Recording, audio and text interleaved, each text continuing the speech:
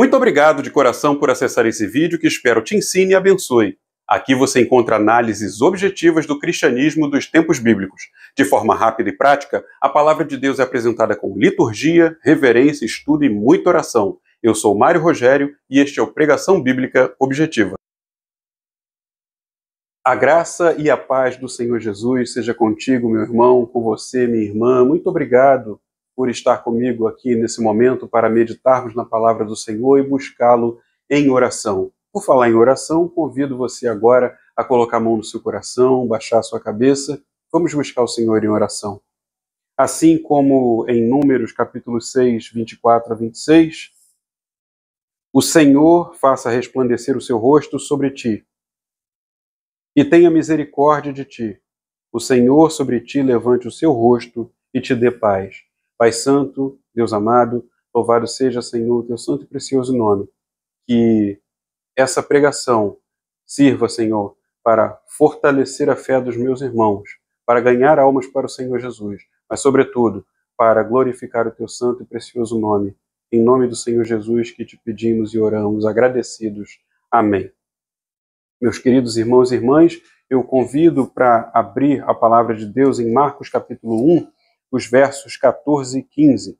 Marcos capítulo 1, 14 e 15, que diz assim: Depois de João ter sido preso, foi Jesus para a Galiléia pregando o evangelho de Deus, dizendo: O tempo está cumprido, o reino de Deus está próximo, arrependei-vos e crede no evangelho. Meus queridos, o tema da nossa pregação é: o que é o evangelho de Deus? O que é o evangelho de Cristo? E uma das respostas possíveis é: o evangelho de Cristo é o anúncio de perdão de pecados para que os que crerem, se arrependerem e se converterem possam entrar no reino de Deus mediante a fé na obra do Senhor Jesus.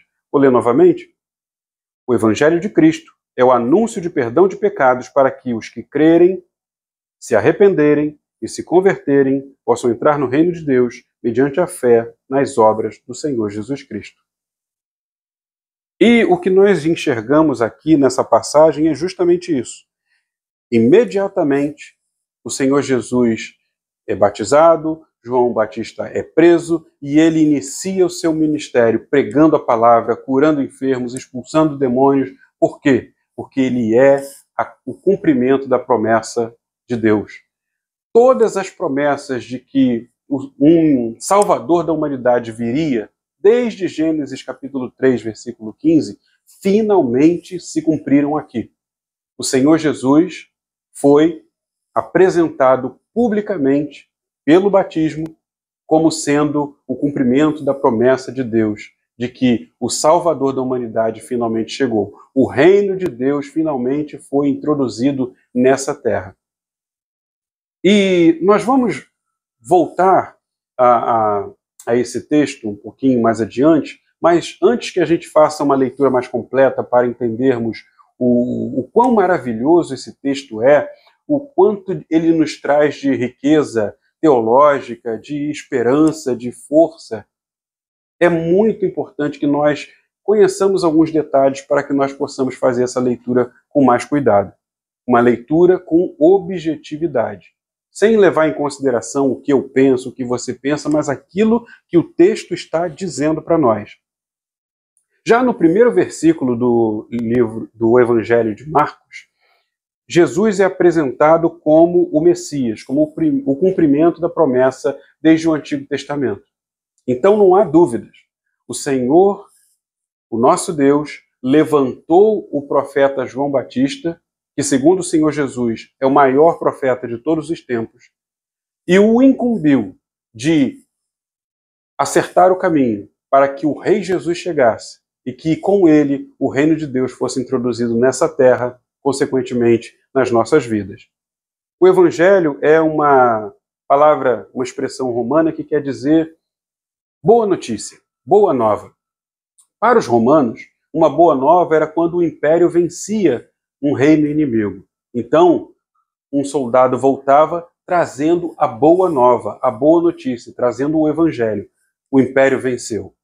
Também era quando o imperador estava para chegar numa determinada cidade, um oficial era destacado para percorrer o caminho, para verificar se não tinha buraco, verificar se no caminho não tinha lama, se a ponte estava no local correto, como indicavam os mapas, enfim, se todas as condições de segurança estavam garantidas.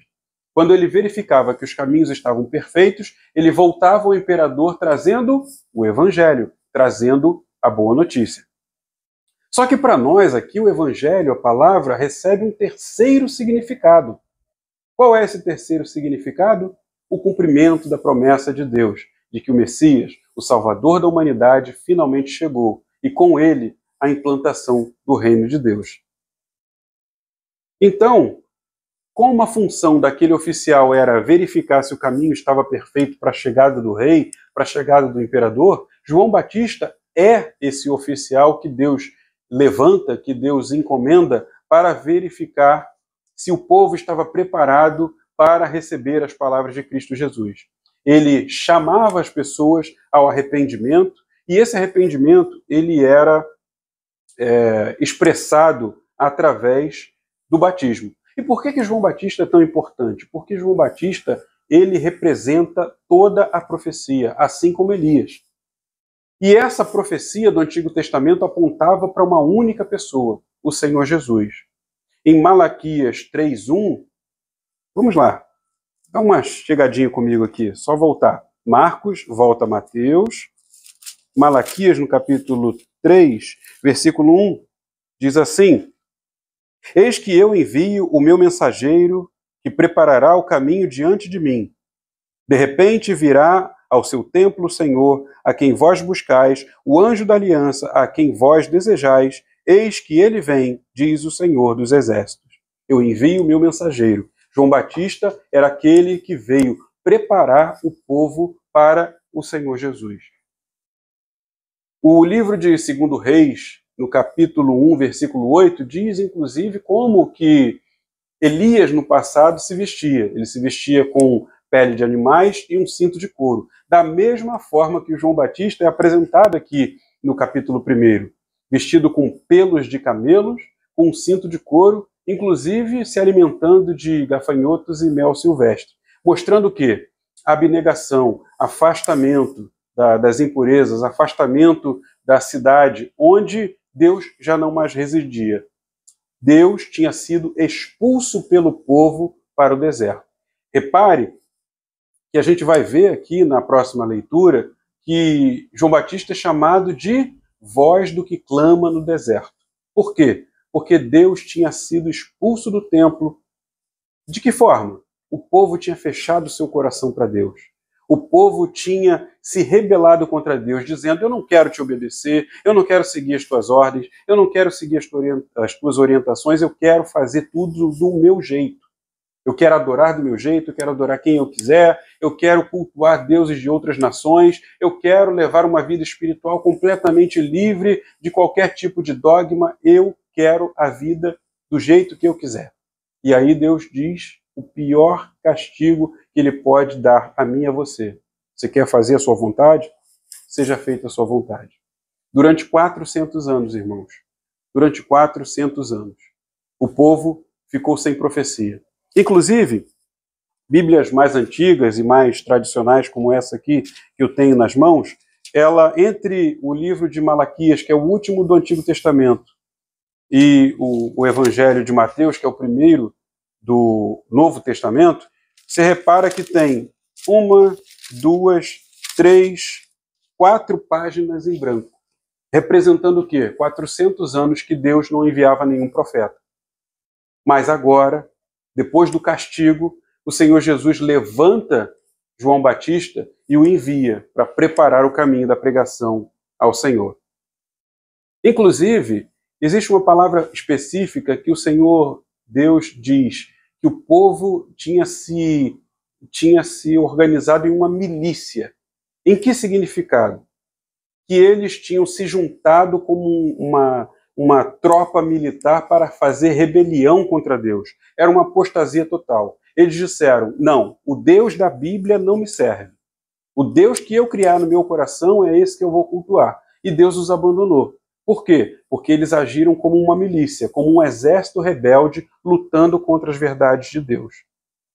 E aí, como consequência de 400 anos sem profecia, sem manifestação da presença de Deus no meio do povo, durante esses 400 anos, irmãos, fomes, pestes, guerras e duas características tristes que nós vamos ver no nosso texto.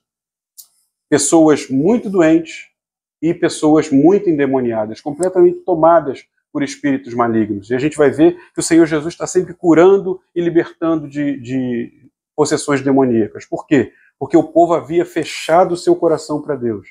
Mas agora é um tempo de reconciliação. Como cumprimento de Isaías 40, de 1 a 4, de reconciliação.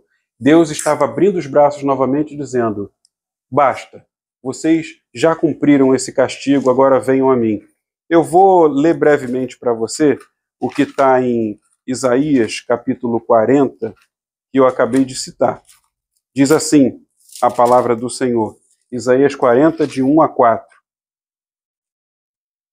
Consolai, consolai o meu povo, diz o Senhor.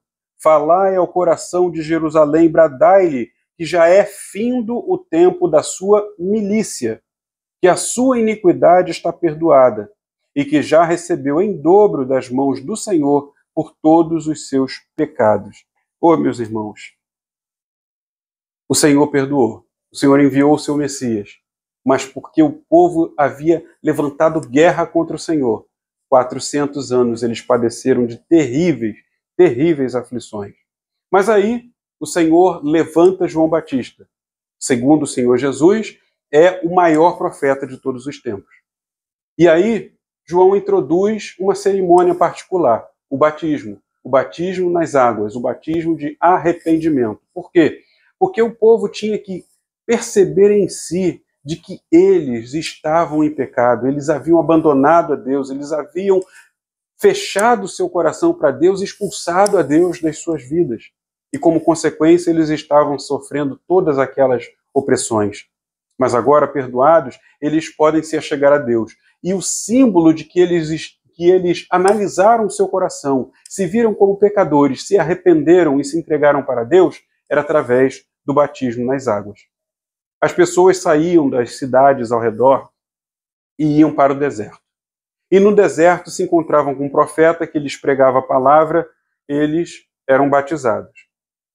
Um detalhe curioso é que João Batista, sendo o maior de todos os profetas, ele não pregava a si mesmo. Ele não contava a sua história de que o seu pai havia visto um anjo e que esse anjo profetizou de que aquele menino seria seria o profeta do Altíssimo. João Batista não diz nada disso. Ele simplesmente diz: eu sou a voz do que clama no deserto. Eu sou aquele que veio preparar o caminho para a entrada do grande e verdadeiro Rei, que é o Senhor Jesus.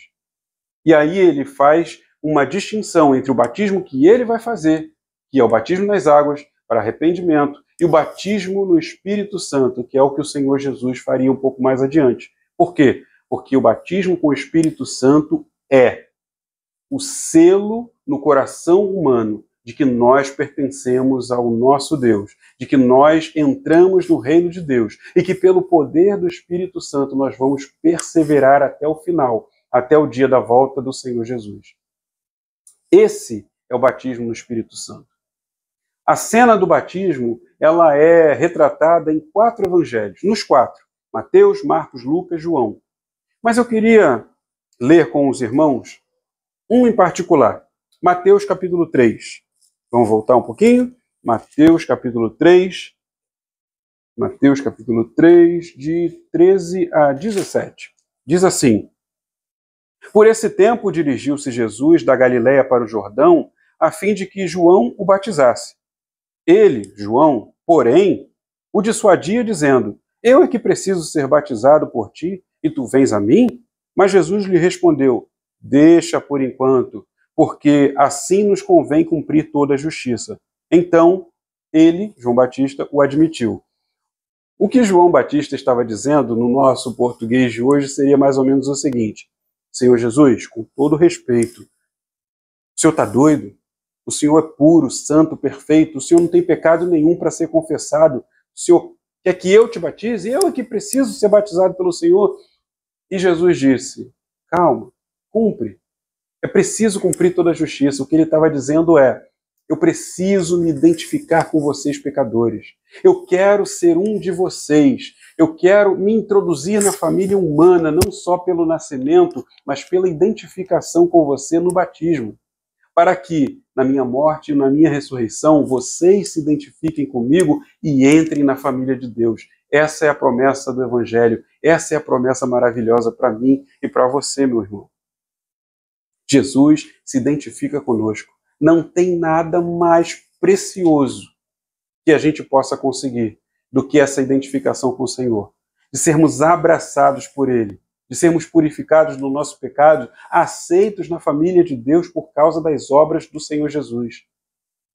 Não tem preço, meus irmãos. O batismo de Jesus demonstra que Ele quer ter um compromisso conosco, entrando na nossa família, para que nós possamos entrar na família dele. Voltando ao Evangelho de Marcos, os versículos 9 e 10, eles demonstram claramente o que a teologia chama de Santíssima Trindade. Ou seja, Deus é um só, é uma única essência, mas essa única essência ela se manifesta em três pessoas: o Pai, o Filho e o Espírito Santo. Se você não entende isso, não tem problema. É como a gente explicar o que é a internet, que nós estamos usando agora, para uma formiga. A formiga vai entender? Não. Então eu e você não temos a capacidade de entender as grandezas e maravilhas de Deus. O que nós conhecemos é muito pouquinho e já é o suficiente para nos deixar maravilhados. Mas Marcos deixa bem claro aqui que o nosso Deus é único, mas que ele se manifesta em três pessoas. Essa explicação que ele dá quando ele mostra a cena do batismo do Senhor, Jesus, o Filho, entrando nas águas. A voz de Deus dizendo que ele se compraz, que ele tem prazer no Filho. E vem o Espírito, que é a terceira pessoa. Então ali claramente está apresentado o nosso Deus, o nosso único Deus, se apresentando em três pessoas. E não é, meus irmãos, que uma hora ele se apresenta como pai, uma hora ele se apresenta como filho. Não, não, não. Ao mesmo tempo, ele é pai, ele é filho e ele é Espírito Santo numa única essência. Embora nós não possamos compreender a grandeza de Deus, nós não podemos nos furtar ao fato de que nós temos que saber quem ele é. E isso nos mostra que Marcos ele tem um objetivo claro: mostrar Jesus como Messias, como cumprimento da promessa, e mostrar que esse Messias ele veio nos apresentar o Evangelho de Deus. O Evangelho é o anúncio do perdão de pecados para que aqueles que crerem, se arrependerem e se converterem possam entrar no reino de Deus mediante a fé nas obras do Senhor Jesus Cristo. Mas que tipo de reino é esse? Em Lucas 17:20, o Senhor Jesus diz que o reino não vem com visível aparência. Então, é uma realidade que já está aqui, que já está se manifestando, mas não de forma visível. É um reino espiritual. Um dia ele vai se materializar, quando o Senhor voltar e destruir esse mundo que nós conhecemos. Mas até lá, esse reino já se manifesta aqui de forma espiritual. E Daniel 2,44 diz que esse reino é irresistível. Então, meus irmãos, para quem assistiu aquela abertura, aquela cena pavorosa na abertura das Olimpíadas do ano de 2024, em que eles debocham da cena da última ceia, e você pensa, nós temos que pegar em armas, porque senão o evangelho vai ser suprimido, ele vai ser esmagado. Calma. O Senhor Jesus nos chama a dar a outra face. E que nós tenhamos a consciência de que Deus é poderoso para fazer o seu reino prevalecer. Segundo Daniel 2,44, é um reino irresistível e poderoso. Olha o que diz. Vamos ali em Daniel, para deixar você, meu irmão, você, minha irmã, bem tranquilo, bem tranquila, de que o teu Deus é maior e que você não precisa se desesperar. O reino de Deus é isso aqui, ó. Nos dias desses reis, O Deus dos céus suscitará um reino que não será jamais destruído. Acalma o teu coração. Este reino não passará a outro povo. Esse reino esmiuçará e consumirá todos esses reinos, mas este mesmo reino subsistirá para sempre. Acalma o teu coração, meu irmão, acalma o teu coração, minha irmã, porque Deus é poderoso. As portas do inferno não prevalecerão contra a sua igreja, contra a igreja de Cristo. Então, Deus está no controle. Acalma o teu coração. Agora, se esse reino poderoso é prometido para Israel, então essa promessa não é só para os judeus? Não, não é não. Desde Isaías 42, versículo 1, que está prometido que esse Messias, que é o Senhor Jesus, ele viria para anunciar o direito também a mim e a você, anunciar o direito aos gentios, aqueles que não são judeus. Então, mesmo antes de que os judeus negassem o Senhor Jesus, abrindo as portas para que nós, os gentios, pudéssemos entrar no reino de Deus, muito antes, o Senhor já havia profetizado pela boca de Isaías, aqui no capítulo 42, de que nós também estávamos contemplados nessa promessa. Voltando ao Evangelho de Marcos, capítulo 1, vejamos que logo depois que o Senhor Jesus é batizado, o Espírito leva o Senhor Jesus para o deserto. É o Espírito que leva o Senhor Jesus para o deserto. Para quê? Para que Jesus fosse tentado em todas as coisas que eu e você somos tentados. Tentações de todas as naturezas. Tentações sexuais, tentações com relação a riquezas, tentações com respeito à raiva, ira, rancor, ódio. Meus irmãos, em todas as coisas o nosso Deus, o nosso Senhor Jesus foi tentado.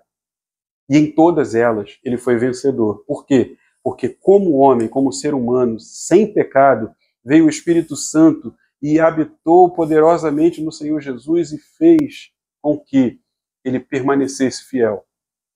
Ele permaneceu fiel por ser santo, puro e verdadeiro, e cumprir as obras de Deus no poder do Espírito Santo. Então, eu e você podemos confiar de que aquele que venceu todas as coisas, em nós também vencerá. Jesus precisava realizar o seu trabalho messiânico. Então, ele precisava obedecer perfeitamente toda a lei de Deus. Não só os 10 mandamentos, mas os mais de 700 comandos. Faça isso, não faça aquilo, da lei antiga, da lei do Antigo Testamento. Ele cumpriu todas e com perfeição. Para quê? Para que os méritos dessa obediência pudessem ser ofertados a nós. Porque os nossos trabalhos não são capazes de fazer com que nós sejamos salvos. Mas pelas obras de Jesus, diz o texto. Esse sim é o presente, é a boa notícia que pode nos salvar. Então, habilitado pelo poder do Espírito Santo, o Senhor Jesus iniciou o seu ministério terreno, pregando, curando, libertando de possessões demoníacas e demonstrando que ele é o cumprimento dessa promessa, que eu e você podemos confiar. Então, ele chama os seus discípulos para serem comissionados para trabalhar juntamente com ele nessa obra. Repare que quando o Senhor Jesus chama Pedro, Tiago, João, ele diz: vem, segue-me. E imediatamente essas pessoas largam o que estão fazendo e seguem o Senhor Jesus. Por quê? Porque o Espírito Santo toca no coração deles dizendo: sirva ao seu mestre, atenda esse chamado. O rei chegou, ele comanda, ele ordena que você o siga. Então, essas pessoas que tinham suas posses, tinham seus bens, tinham seu lugar na sociedade, tinham seus trabalhos, eles simplesmente abandonavam tudo. Por quê? Porque a promessa do Evangelho é maior. Porque a ordem do rei que vem do céu é mais importante. A pregação, a preocupação do Senhor Jesus, no livro de Marcos, é bem clara: pregar o reino de Deus. E isso tem prioridade sobre todas as coisas, inclusive sobre as nossas aptidões, os nossos compromissos, os nossos relacionamentos, as nossas conquistas pessoais, tudo isso, embora sendo importante, e a gente pede a bênção de Deus sobre elas, tudo isso é importante. mas o reino de Deus é mais importante. Como resultado disso, as multidões afluíam para encontrar-se com o Senhor Jesus, porque queriam ser tocados, queriam tocá-los, queriam ser curados, queriam ouvir palavras de esperança.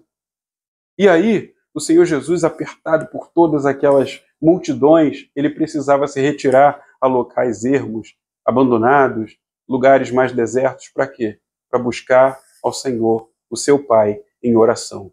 O Senhor Jesus, sendo a segunda pessoa da Trindade, é um exemplo de homem de oração. Nada do que ele fez sem oração e sem a instrumentalidade do Espírito Santo. Uma das cenas mais bonitas que nós vamos ver quando voltarmos a ler o Evangelho de Marcos é a cura do leproso. A lepra, que hoje a medicina chama de hanseníase, é uma doença terrível. Ela destrói os tecidos humanos. A pessoa fica como um zumbi. Mas, no Antigo Testamento, tinha uma coisa ainda pior. A lepra era símbolo de maldição. A lepra era símbolo de podridão espiritual. E tinha um rito. Toda vez que um leproso precisava passar pelo meio de alguma multidão, ele precisava gritar bem alto: imundo, imundo! E as pessoas abriam o caminho e ele passava. Por quê? Porque se alguém tocasse no leproso ou fosse tocado pelo leproso, se tornava também cerimonialmente impuro, como ele. Então, era uma vida muito carregada de sofrimento, de muito estigma. Mais uma vez, ele se depara com o Senhor Jesus. E em vez de gritar imundo, imundo, ele vê a esperança diante dos seus olhos. E ele pede: Senhor, se tu quiseres, tu podes purificar-me. E aí o Senhor Jesus toca no leproso. E em vez de o Senhor Jesus se tornar cerimonialmente impuro, é o leproso que fica purificado da sua lepra, da sua maldição, purificado do seu pecado. O Senhor Jesus, a pessoa mais bela e santa que já pisou nessa terra, o Filho do Deus Altíssimo, tem para mim e para você a purificação dos nossos pecados. Ele é a esperança que nos purifica de todo pecado. Você pode crer nisso, meu irmão. Isso não é só uma história bonita, é uma história lindíssima, mas é uma história real e é uma promessa de que aquilo que aconteceu 2000 anos atrás vai acontecer na sua vida quando você abrir o seu coração para o Senhor Jesus. Depois que nós analisamos tudo isso, eu quero convidar você a ler o capítulo 1 do Evangelho de Marcos. Eu sei que é um pouquinho extenso, mas vale a pena o seu esforço, porque você vai ver a extensão da maravilha daquilo que o Evangelho promete para a sua vida. A gente hoje ouve muita coisa como prosperidade, vida saudável e família bem estruturada. Tudo isso é muito importante e Deus nos dá isso porque Ele é galardoador, Ele é presenteador daqueles que o buscam. Mas mais importante do que isso, o Senhor, o Deus, Criador de todas as coisas, de fazer morada dentro de nós e nos purificando de todo pecado, anulando o escrito de dívida que era contra nós. Ô irmão, ô irmã, não tem maior maravilha do que isso. E eu quero convidar você a mergulhar no manancial dessas promessas, para a minha e para a sua vida. Vamos voltar lá? Marcos capítulo 1. Evangelho de Marcos, capítulo 1. Vamos começar do versículo 1.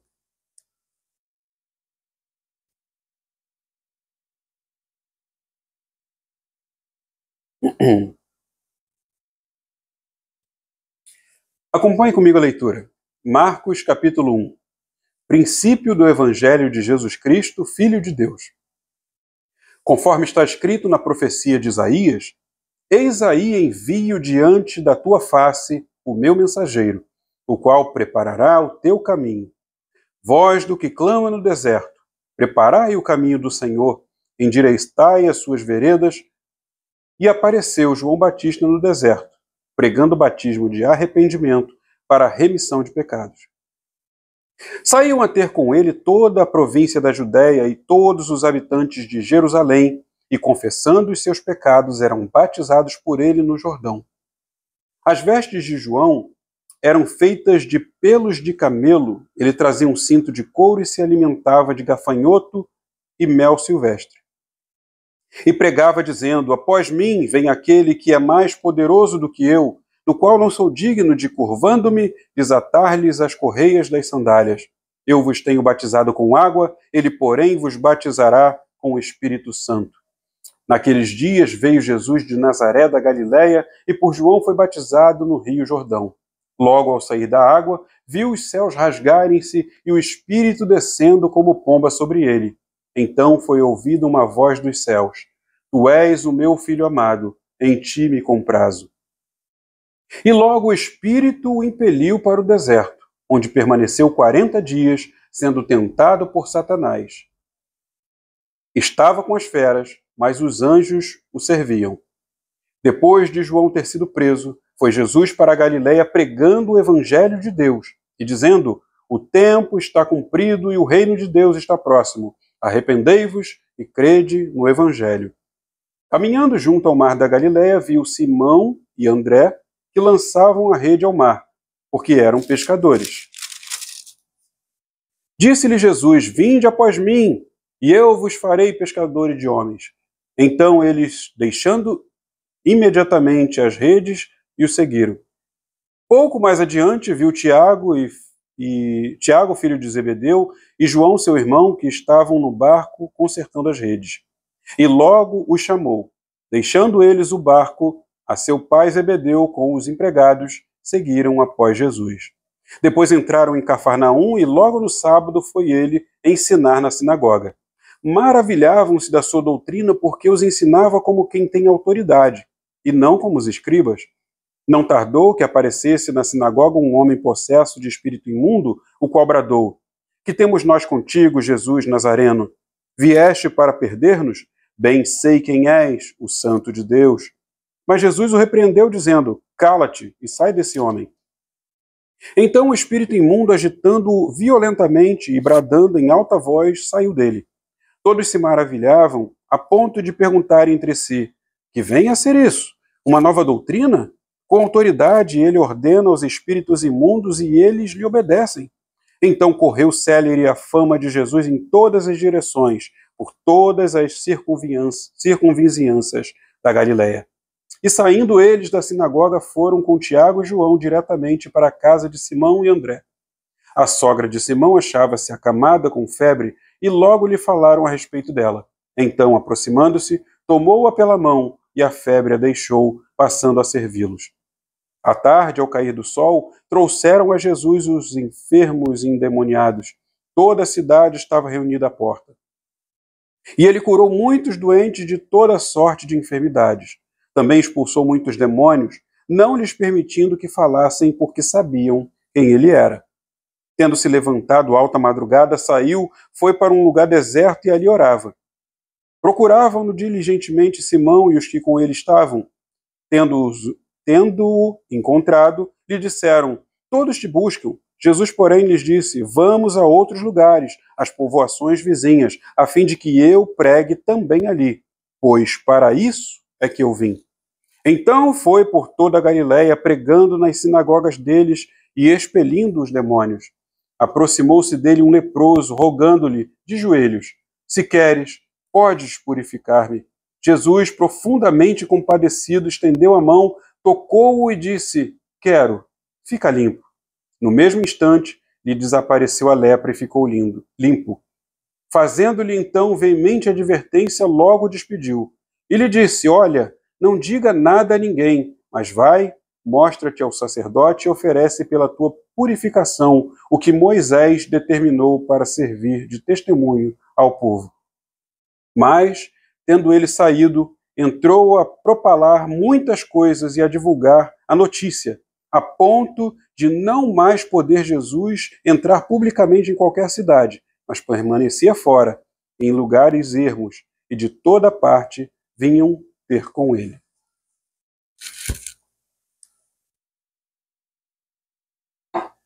Que maravilhosa mensagem, meus irmãos. Que maravilhosa mensagem. O que esse texto nos chama a refletir? O que tamanhas promessas, tamanhas façanhas do nosso Deus nos tem que levar a refletir? Primeira coisa, o profeta de Deus, João Batista, estava no deserto. O Espírito de Deus, falando profeticamente ao povo, estava no deserto. A voz que clama estava no deserto, não estava no templo. Isso significa que muita gente que está na igreja faz parte de uma igreja, faz parte de uma denominação religiosa, mas não conhece a Deus. E esse é um risco que nós corremos, de pertencermos a uma religião, pertencermos a uma igreja cristã sem conhecermos o nosso Deus, sem nos relacionarmos com o Deus da Bíblia, o Deus da palavra, o Deus que se revela através da palavra. Que então eu, você e todos que assistirem esse vídeo tenhamos em mente de que não basta pertencer a uma igreja, não basta ser religioso, ter uma vida espiritual, se você não tiver ancorado a sua fé no Cristo de Deus, no Messias prometido de Israel. Se Jesus Cristo não for o Senhor da sua vida, de nada adianta participar de um culto religioso. Uma outra coisa que nós devemos pensar é que para entrar no reino de Deus, nós temos que ter algumas características. Nós temos que crer no Filho de Deus, ter consciência dos nossos pecados, e isso é uma coisa dificílima. Porque muita gente hoje faz uma obra de caridade, ou então cumpre as regras, procura ser uma pessoa legal, que faz o bem a todo mundo e acha que por isso é merecedor do céu. Meu querido, minha querida, só entra no céu quem é perfeito. E eu e você não somos perfeitos. Perfeito só tem um, que é Deus. Agora, quando o Senhor Jesus se identifica conosco, ele nos abre também a possibilidade de que nós nos identifiquemos com ele. Aonde? Na cruz. Nós precisamos crer no Senhor Jesus. Nós precisamos ver aquela cruz na qual ele foi cravado e ver que aquele ali era o nosso lugar, o meu lugar, o seu lugar. Aquele era o castigo merecido pelo pecador, não pelo santo, não pelo justo. Então nós precisamos reconhecer que nós estamos em pecado, que nós estamos em rebeldia, em rebelião contra o nosso Deus, contra o Criador de todas as coisas. Não adianta fazer gestos de bondade se o nosso coração continuar sendo rebelde para com o nosso Deus. Se nós não quisermos sofrer os 400 anos sem profecia, abandonados por Deus no deserto, nós precisamos crer no Senhor Jesus, nos arrepender dos nossos pecados, nos converter ao Evangelho e seguir perseverantemente, obedientemente a palavra do Senhor Jesus. Nós também precisamos ter em mente, meus irmãos, que assim como os discípulos largaram tudo imediatamente, tão somente o Senhor Jesus os convocou, nós precisamos fazer o mesmo. Talvez abraçar o Evangelho do Senhor Jesus te cause um problema na família. Talvez você precise largar hábitos que você é apaixonado. Talvez você precise se afastar de certos cultos e ritos religiosos, sejam eles quais forem. A questão é, o Evangelho, a notícia da entrada do reino de Deus está sendo oferecido para você. E o Senhor Jesus te comanda, te ordena, segue-me. O que implica que você precisa abandonar a velha vida para viver uma nova vida. Nós também temos que ter uma postura de contrição e de arrependimento. A contrição é aquele pensamento de droga, eu pequei de novo. Eu ainda não consegui ser a pessoa que eu quero ser em Cristo. Eu não tenho sido uma testemunha fidedigna, fiel do Senhor Jesus Cristo. O meu coração dói por isso. E mediante a contrição, você é entregue ao arrependimento. E o arrependimento, segundo Deus, te traz a paz do perdão que é oferecido por Cristo Jesus. O chamado de Cristo é doce, meus irmãos.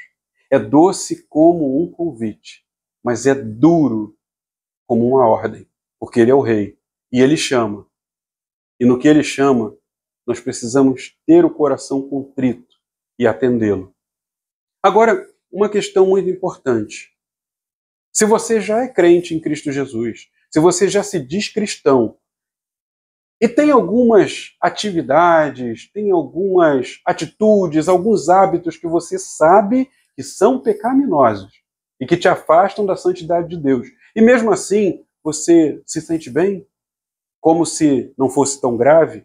Está faltando contrição na sua vida, meu irmão. Está faltando contrição na sua vida, minha irmã.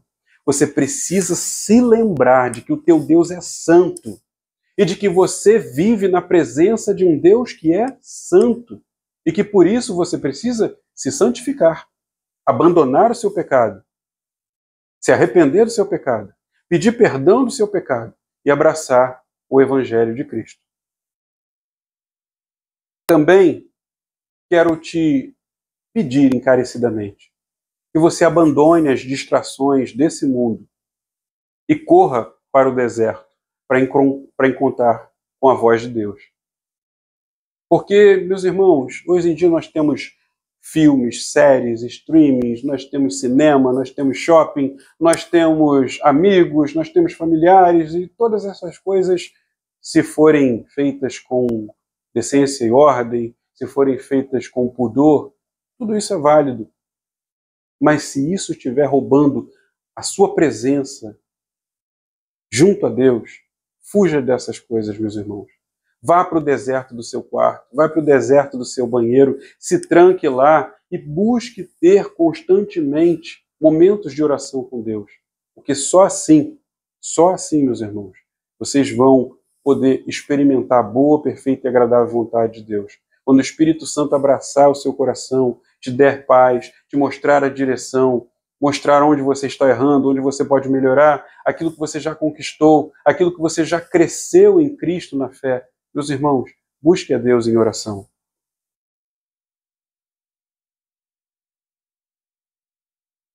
A palavra de Deus nos diz que todo o poder foi dado ao Senhor Jesus. E que, segundo esse poder, Ele tem a capacidade de nos tirar do lamaçal, nos purificar e nos dotar de dons espirituais. Esse Deus que se fez carne e que caminhou as nossas caminhadas, calçou as nossas sandálias, sofreu o nosso sofrimento, ele foi morto, ele foi assassinado, ele foi barbaramente torturado no meu lugar, no seu lugar, porque nós somos pecadores. Mas naquela cruz ele faz essa bendita permuta. Ele toma os nossos pecados para ele e pega todos os méritos dele e derramam sobre nós. Basta que nós nos arrependamos dos nossos pecados e abracemos esse convite com alegria. Não insista no seu pecado. Não se some à milícia daqueles que estão em guerra contra Deus. Renda-se a esse Deus, para que ele te purifique dos seus pecados, como purificou o leproso. E assim você possa experimentar uma nova vida, entrar no reino de Deus e aguardar, como todos aqueles que já creram, a volta do Senhor Jesus, para a consumação completa desse reino que já começou, mas que ainda não foi finalizado. Meus irmãos, para finalizar, nós temos diversas doutrinas que foram encontradas nesse texto. Né? A doutrina da oração, a doutrina da messianidade do Senhor Jesus, do reino de Deus, da Santíssima Trindade, da profecia do pecado, do batismo, do Evangelho. Mas eu queria que você guardasse 3. A doutrina do Evangelho. E o que é o Evangelho? A pregação, o anúncio de perdão de pecados para aqueles que crerem, se arrependerem e se tornarem discípulos de Jesus, crendo nas obras de Cristo. Esse é o Evangelho. Essa é a doutrina do Evangelho. Outra coisa que eu queria que você guardasse, o batismo, a doutrina do batismo. Eu posso ser cristão, mas não ser batizado? Não, é uma ordem do Senhor Jesus. Quem crer e for batizado será salvo. Ele ordena que você publicamente dê testemunho da sua fé. E a terceira que eu queria que você guardasse é a doutrina do pecado. Queridos, tudo o que de ruim que acontece nesse mundo que Deus criou para ser bom, só acontece por causa do pecado. Que é uma palavra que caiu em desuso, que é uma palavra feia, que todo mundo só quer falar de quê? Vida espiritual saudável. Eu também gosto de vida espiritual saudável, mas isso só é possível depois que eu e você nos arrependemos dos nossos pecados e entregamos a nossa vida a Cristo. Então, guarda no seu coração essas 3 doutrinas. E não se esqueça, encontrará perdão todo aquele que crê, que se arrepender e que se converter ao entrar no reino de Deus. Amém? Quero orar juntamente com você para a gente terminar. Senhor Jesus, Deus Pai Todo-Poderoso, Espírito Santo, que graça, Senhor, que alegria, que privilégio viver na Tua santa presença. Muito obrigado por esse momento gostoso em que tivemos meditando na Tua palavra. Que ela guie, Senhor, os nossos próximos passos. Agora sobre você, meu irmão, minha irmã, eu profetizo as palavras que estão em Tessalonicenses, capítulo 2, 16, e em 2 Coríntios 13, 14. Põe a mão no seu coração, curve a sua cabeça, e o próprio Senhor Jesus Cristo, nosso Deus e Pai, que nos amou e em graça nos deu eterna consolação e boa esperança, console os vossos corações e vos confirme em toda boa palavra e obra. A graça do Senhor Jesus Cristo e o amor de Deus e a comunhão do Espírito Santo seja com todos vós. Amém. Meus irmãos, que vocês tenham uma semana abençoada, uma vida repleta de alegria. Vão em paz, que o Senhor vos acompanhe e lhes dê paz e prosperidade. Amém? Obrigado mais uma vez por acessar esse vídeo. Se você gostou, peço que curta, comente, compartilhe, se inscreva aqui no canal, conheça nossos outros vídeos e ative o sininho para receber notificações sempre que tenhamos postado um novo recurso que possa te servir de instrução e bênção na sua vida.